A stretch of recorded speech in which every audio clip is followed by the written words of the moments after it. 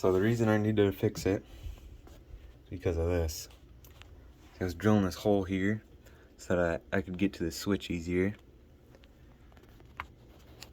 Completely destroyed that, so that doesn't work. But here's one, another one. So I'm gonna be putting this in. I'm gonna be changing some of the wiring up front here, because you see it's very hard to get to anything. So I'm gonna fix that. Hopefully make it easier to work on if anything ever happens, and easier to assemble. You see I've got all the wires removed and the converters taken out. Right now I'm just trying to clean up all these little wires, make sure they don't touch each other. I got the fuses and diodes off, and what I'm gonna do is get like a piece of wood under each of them, just so that they're raised up, easier to get to. So I've got my 4 converters here. I got these 4 diodes, which I'm gonna attach. We'll have the negative on this side and the positive over here to help protect it against reverse voltage. See, here's a wire attached to each of these bolts. It's attached nicely with a little piece of metal with like a hole in it, I guess. It's on every one. And then there's going to be another diode as well.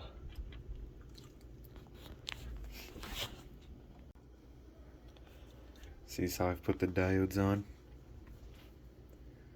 So it'll make it so voltage can't come in, because that could possibly damage it, and also make sure it can't go, voltage can't come in the opposite direction. Or it just protects it. But if I apply voltage, see, this would be the negative and the positive, but if I were to apply a voltage negative and positive, it would flow through the diodes and through the current meter and tell me how much current's going through it. So I could use that to measure current as well. That's how they are in there. And then I'll have to wire everything up. See there and there, that's where fans go, but I've taken them out for now. I don't know where I put them, but they get in the way of these bolts.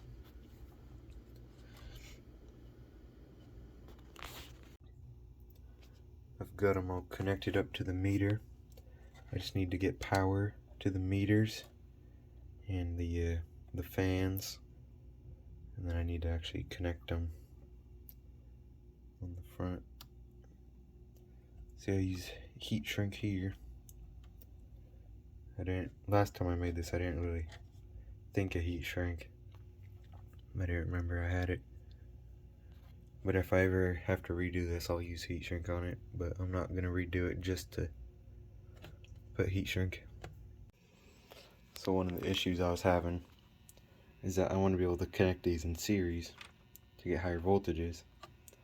But for some reason, the negatives were connected, even though I didn't have them connected anywhere.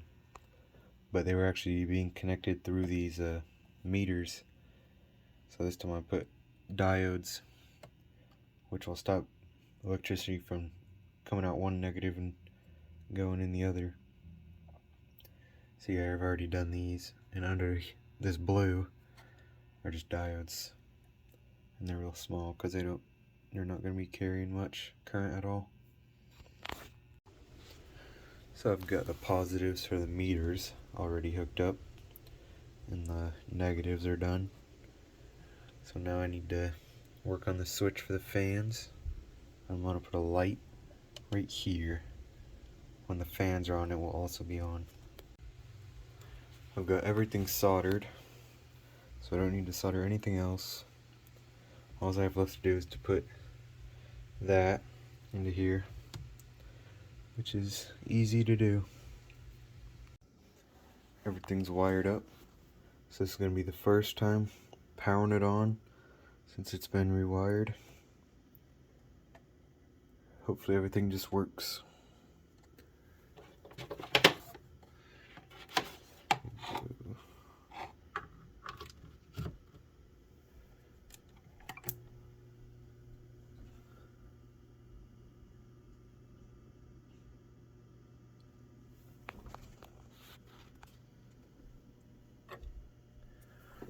Fans work.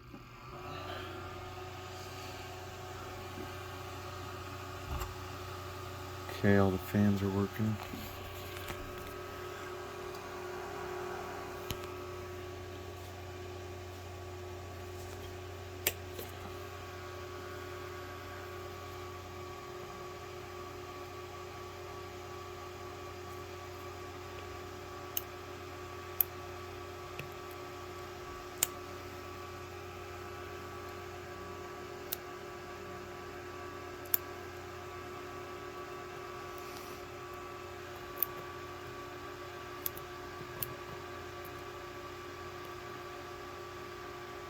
Yeah.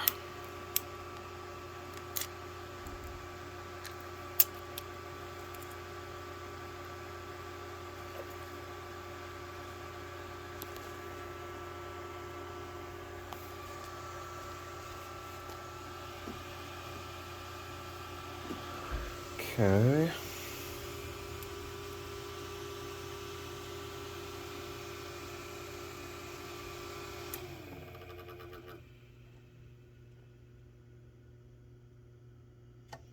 Suppose everything's working. None of these are heating up.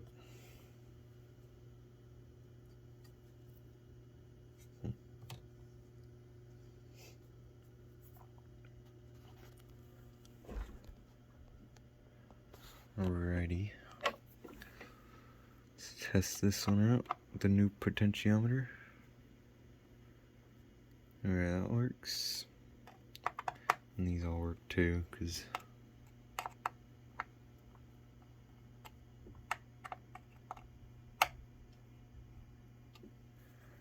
alright. See that all the wire in here.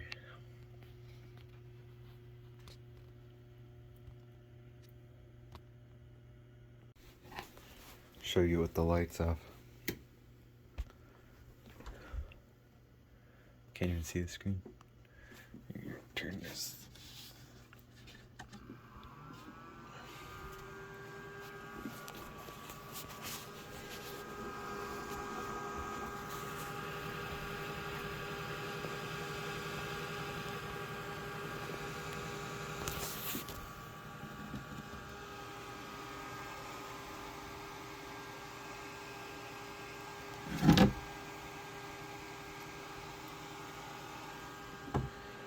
Alright, well.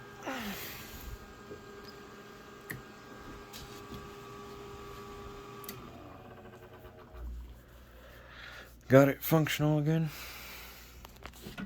Now, I might add handles and I need to add feet. Because right now, see how it's off the ground? That's just because there's screws. It's sitting on screws. So I'm gonna add feet and handles at some point.